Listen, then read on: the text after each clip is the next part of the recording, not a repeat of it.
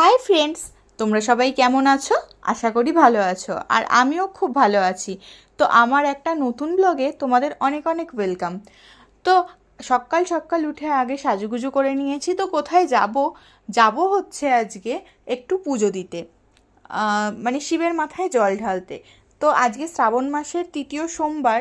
যদিও আমার শ্রাবণ মাসের সোমবার কোনোটাই করা হয় না, এমনকি বিয়ের আগেও কখনো করিনি, এই প্রথম করছি। তাও সব কটা পারবো না, যে কোনো একটা সোমবার বেছে নিয়ে আমি করছিলাম। আর দেখো, এখানে আমাদের সামনেই শিব মন্দিরে চলে এসেছিলাম। তো এখানে আমি, সোনা বাবা আর আমার শাশুড়ি মা মিলে এসেছিলাম পুজো দেবো বলে। আর সোনা বাবা ছোট বলে আমার প্রায় কোনো উপোসই তেমনভাবে করা হয় না। আর আমার পুজো দেওয়া প্রায় কমপ্লিট, আর এখানে ঠাকুরকে ধূপ মোমবাতি দেখাচ্ছিলাম।